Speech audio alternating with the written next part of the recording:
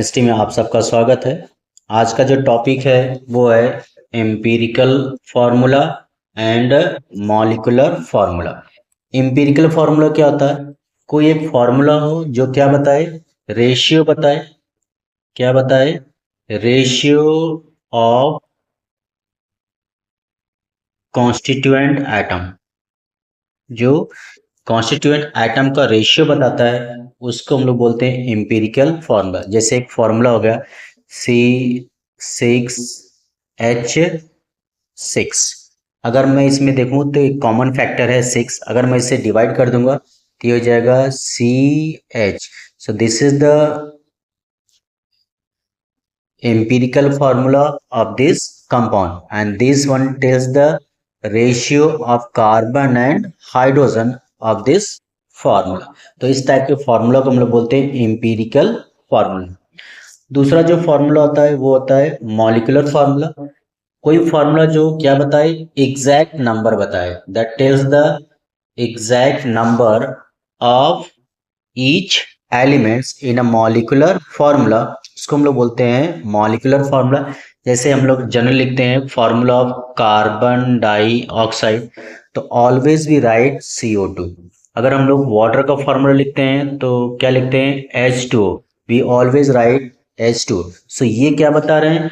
So carbon dioxide बता रहा है कि कार्बन डाइऑक्साइड में जो कार्बन और ऑक्सीजन का रेशियो है वो कितना है, 1:2। और ये जो रेशियो है, दिस रेशियो इज फिक्स्ड, ये चेंज होने वाला नहीं है। इसका मतलब ये हो गया इसका एग्जैक्ट नंबर। तो कोई फॉर्मूला जो उसमें कॉन्स्टिट्यूएंट्स एटम के एग्जैक्ट नंबर को बताते हैं उसको हम लोग बोलते हैं molecular formula.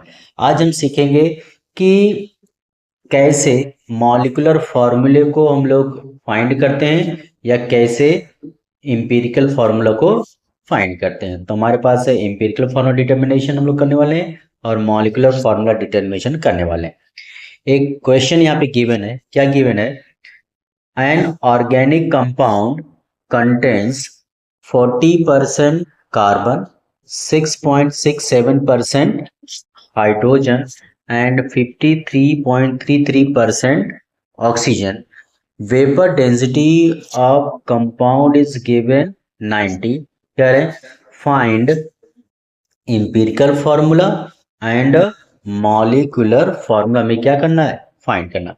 Let's we have to find the empirical formula and molecular formula। So first of all we will find given।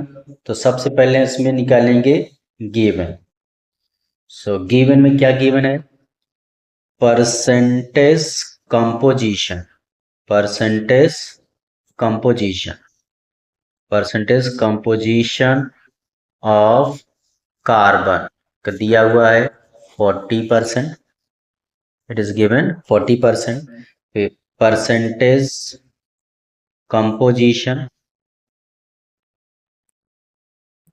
of hydrogen, it is given 6.67%, and a percentage composition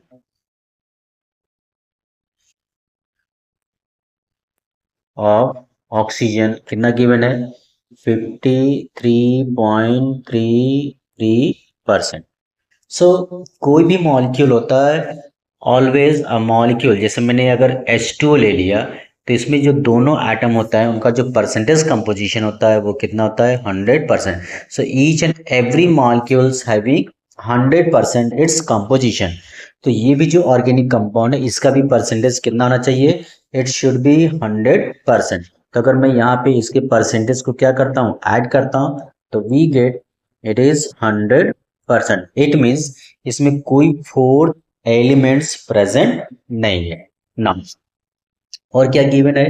vapour density, vapour density given है। कितना given है? 90। तो एक formula होता है molecular mass equal to 2 into vapour density, और ये given है 2 इंटू 90। तो इसका मॉलिक्यूलर मास आने वाला है 180। कितना आने वाला है? 180। तो ये मिल गया मॉलिक्यूलर मास। ना इसको फाइंड करने का दो मेथड होता है, एक हम लोग मोल मेथड से फाइंड करते हैं और एक टेबुलर मेथड से फाइंड करते हैं। तो यहाँ पे मैं आपको टेबुलर मेथड से एम्पिरिकल फार्मूला और मॉलिक्यूलर फार्मूला निकालना सिखाने वाला हूँ। तो इसके लिए एक टेबल की ज़रूरत पड़ती है, जो मैंने ऑलरेडी यहाँ पे एक टेबल बना के रखा हुआ है कि जिससे आपका टाइम वेस्ट ना हो और फटाफट मैं आपको सिखा सकूँ। तो फर्स्ट ऑफ ऑल हमें ये देखना होता है कि जो क्वेश्चन गिवन है उसमें कौन कौन से एलिमेंट हैं और उनका क्या सीक्वेंस है। तो सबसे पहले कार्बन दिया हुआ है, फिर हाइड्रोजन दिया है, फिर ऑक्सीजन। इसी सीक्वेंस में हम लोग इस टेबल में इस एलिमेंट्स को क्या करते हैं, इंडिकेट करते हैं। तो एलिमेंट सेक्शन में कौन कौन सा एलिमेंट है, कार्बन है, फिर इसके बाद हाइड्रोजन है, और इसके बाद क्या है, ऑक्सीजन है। फिर रिलेटिव एटॉमिक मास कार्बन का होता है 12, हाइड्रोजन का होता है 1, ऑक्सीजन का होता है 16। फिर इसका मास परसेंट गिवन है, कार्बन का मास परसेंट जो गिवन है वो कितना दिया है 40, जो कि परसेंटेज में दिया हुआ, परसेंट बाई मास। हाइड्रोजन का दिया हुआ है 6.67 एंड ऑक्सीजन का दिया हुआ है 53.33। अब हम लोग क्या निकालने वाले हैं, we have to find the moles. तो मोल्स फाइंड करने के लिए क्या फॉर्मूला है, mass percent upon relative atomic mass. तो मास परसेंट इसका गिवन है कितना 40, और इसका रिलेटिव एटॉमिक मास कितना है 12। हाइड्रोजन का कितना है 6.67 and is divided by 1। And oxygen का कितना है, it is 53.33 and divided by 16. Now we have to divide all these things. So ये 40/12, अगर हम इसको 40/12 को क्या करें, डिवाइड करते हैं, आंसर जो हमारा आता है अप्रॉक्सीमेटली इट इज 3.33 आता है। फिर ये 1 से डिवाइड करेंगे तो सेम टू सेम आएगा 6.67 एंड 53.33 को डिवाइड करते हैं तो ये अप्रॉक्सीमेटली आता है 3.33। इसके बाद हमें फाइंड करना होता है simplest mole ratio. Simplest mole ratio find करने के लिए क्या करते हैं कि जो भी इनका जो मोल्स आया है, ठीक है, उसमें जो सबसे स्मॉल वैल्यू होता है उस वैल्यू से सभी को हम लोग डिवाइड करते हैं। तो इसमें यहाँ पे एक वैल्यू है 3.33, दूसरी वैल्यू है 6.67, तीसरी वैल्यू है 3.33। तो इसमें जो सबसे स्मॉल वैल्यू है वो है 3.33, चाहे इसका लीजिए चाहे इसका। इसको इस नंबर से हम लोग सबको डिवाइड करने वाले हैं, तो हमें मिलेगा 3.33 द होल डिवाइड बाई 3.33। सो इसका आंसर कितना आ जाएगा 1। यहाँ पे है 6.67 डिवाइडेड बाई 3.33। अगर आप ध्यान से देखिए तो इट इज जस्ट अप्रॉक्सीमेटली 2 के बराबर है। And here 6 the number is 3.33 and it is divided by 3.33, so it is equal to 1। तो यहाँ पे हमने फाइंड कर लिया सिंपल मोल रेशियो। अब हम लोग फाइंड करेंगे एम्पेरिकल फार्मूला। क्या फाइंड करेंगे, empirical formula. Take the screenshot then we have to move ahead. Now we have to find the empirical formula.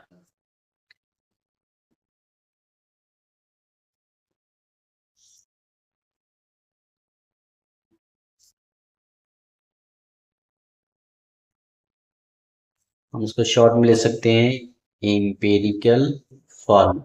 ये क्या होता है, जिस सीक्वेंस में आपने टेबल में एलिमेंट को एंटर किया उसी सीक्वेंस में यहाँ पे भी उसको क्या करेंगे, लिखेंगे। तो सबसे पहले क्या है, कार्बन है, फिर हाइड्रोजन है, और फिर क्या है, ऑक्सीजन है। फिर हमने जो इनका सिंपलेस्ट मोल रेशियो फाइंड किया है इनके साथ लिखेंगे। कार्बन 1 आया था, हाइड्रोजन 2 आया था, ऑक्सीजन 1 आया था।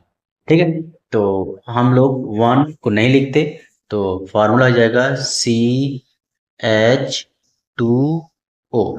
तो ये हो गया एम्पेरिकल फॉर्मूला। अब हमें फाइंड करना होता है एन फैक्टर।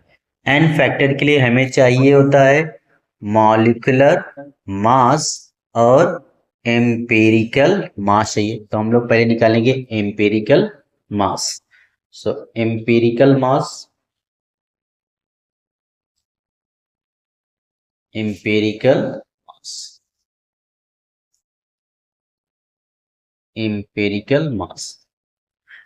जैसे हम लोग किसी कंपाउंड का मॉलिक्यूलर मास निकालते हैं, जैसे मान लो हमें H2O का मॉलिक्यूलर मास निकालना है, तो H2O का मॉलिक्यूलर मास निकालने के लिए M, यहाँ पे 2 टाइम हाइड्रोजन है और 1 टाइम ऑक्सीजन है, फिर इनकी वैल्यू रख के हम लोग क्या करते हैं, मॉलिक्यूलर मास निकाल लेते हैं। सिमिलरली यहाँ पे भी करेंगे, तो यहाँ पे कार्बन कितनी टाइम है, 1 टाइम, तो C प्लस हाइड्रोजन 2 टाइम्स है, तो ये two write 2 times of H, और ऑक्सीजन 1 टाइम है, तो राइट 1। कार्बन का रिलेटिव एटॉमिक मास होता है 12 प्लस 2, हाइड्रोजन का होता है 1 और ऑक्सीजन का होता है 16। इसको सॉल्व करेंगे तो यहाँ पे आ जाएगा 12 प्लस 2 प्लस 16, इसको टोटल सम करेंगे तो ये आ जाता है 30। सो नाउ हम लोग फाइंड करेंगे N factor. We have to find N factor. तो एन फैक्टर कैसे निकालते हैं, in molecular mass, molecular mass divided by empirical mass।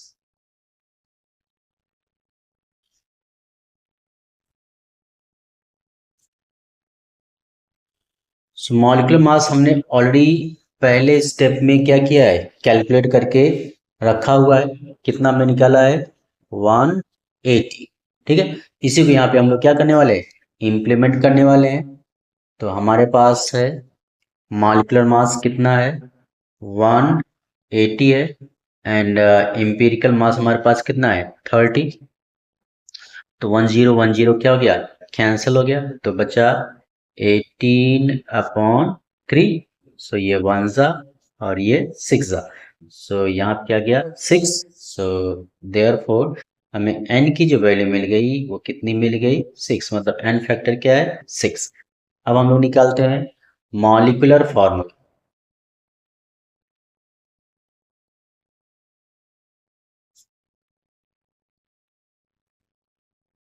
Molecular formula, जो मॉलिक्यूलर फार्मूला होता है ये क्या होता है, जो एम्पिरिकल फार्मूला होता है, एम्पिरिकल फार्मूला का n टाइम्स, मतलब जो नंबर ऑफ n फैक्टर्स हमने फाइंड किया उसको n से मल्टीप्लाई कर देते हैं। तो हमारे पास जो एम्पिरिकल फार्मूला आया हुआ है वो आया है CH2O, और जो n फैक्टर आया ये कितना आया 6। इस 6 से इसमें हम लोग मल्टीप्लाई कर देंगे तो फाइनली हमें मिलेगा C6H12O6। तो मॉलिक्यूलर फॉर्मूला में क्या मिल गया C6H12O6।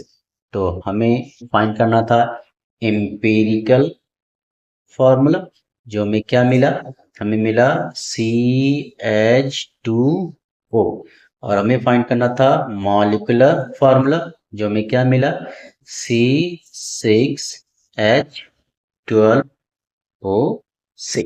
So by this way आप आसानी से एम्पिरिकल फार्मूला और मॉलिक्यूलर फार्मूला आप किसी भी कंपाउंड का आसानी से फाइंड कर सकते हैं।